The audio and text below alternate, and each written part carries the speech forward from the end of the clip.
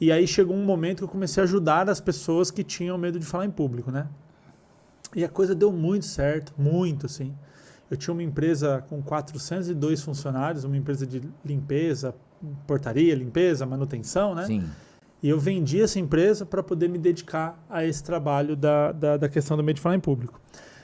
Só que aí aconteceu uma coisa interessante que é assim, eu nunca peguei, tá? Na ciência a gente aprende a não falar nunca e sempre, porque um que sai da linha ali, a gente queima a língua, né? Então, assim, O cara fala assim, eu tô muito esquecido, falando agora eu tô me lembrando mais, né? Sempre positivo. Exatamente. Então, assim, ó, eu nunca peguei caso assim, mas deve existir, né? Mas eu nunca vi, eu nunca peguei, é muito raro.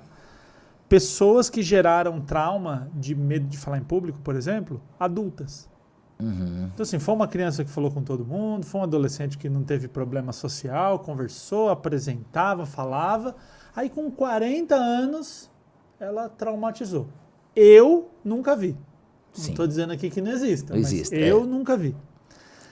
E aí eu comecei a falar, cara, talvez se a gente ficar só no adulto, Tá captando bem o áudio dele?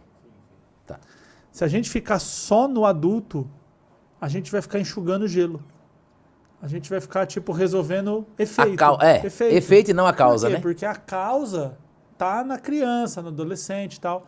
E isso me levou a começar a estudar o comportamento, principalmente adolescente. Porque a criança, de certa forma, ela tá dentro do ninho familiar ali, ela ainda, se ela consegue falar com o pai, com a mãe, com a vovó, com o vovô ali e tal, ela tá ali protegida. Né? Uhum. Quando ela precisa de alguma coisa, tem um adulto para fazer por ela. Então ali ela leva bem essa questão. Essa fase não precisa entrar muito, né? Agora o adolescente, quando ele vai para o mundo, que aí de uma hora para outra ele começa a ter os relacionamentos amorosos, ele vai trabalhar, ele tem que se relacionar com o chefe, ele tem que se relacionar com colegas de trabalho, né? Ele vai ter que fazer entrevista de emprego, ele vai ter que apresentar trabalho na escola ali, entrar na faculdade. Então é um momento que o adolescente ele começa a ter muita exposição social. E aí ele simplesmente se perde. Ele não consegue falar, ele tem dificuldade, ele tem vergonha, ele tem insegurança. E aí às vezes ele toma algumas atitudes para resolver o problema, aí ele gera conflito com os pais, com os professores. O pai acha que ele está brigando porque ele não tem educação, não tem respeito. O professor às vezes não consegue conectar. Então vira um balaio de gato, uma coisa doida ali, balaio né? de gato é bom.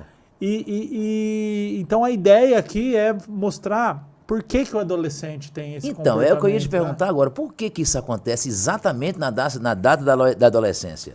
Então a gente... No período, né? A gente faz... Vamos imaginar uma receita, que é na hora que a gente junta todos esses elementos aí, a coisa começa a complicar.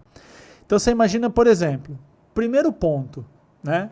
Você tem até um livro que eu indico muito aqui da Suzana Herculano Rosel, que é talvez a maior neurocientista brasileira, né? A Suzana Herculano Rosel, ela contou quantos neurônios tem um cérebro humano. Ah, não, então essa aí é veneno mesmo. Ela é a top do top. O Harvard usa o artigo dela. Ela é fenômeno, né? hein?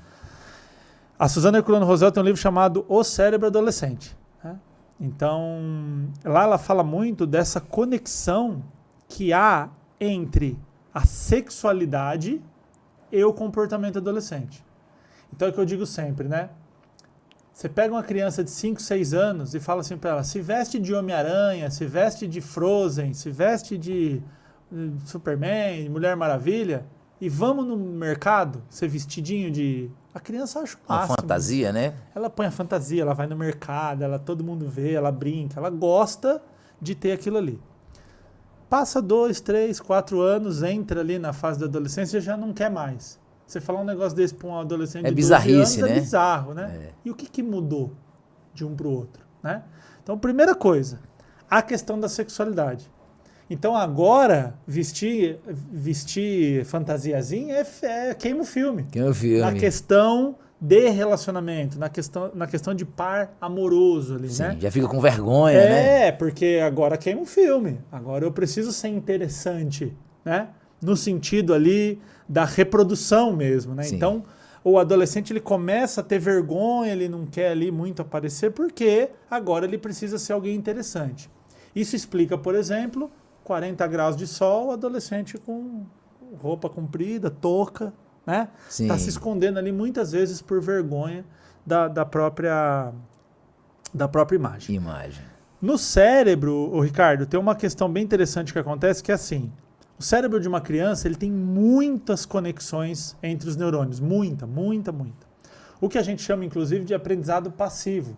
Cara, você pega uma criança de 5 anos, leva ela na China e solta lá em 6 meses, ela está falando chinês, mandarim, assim, fluente.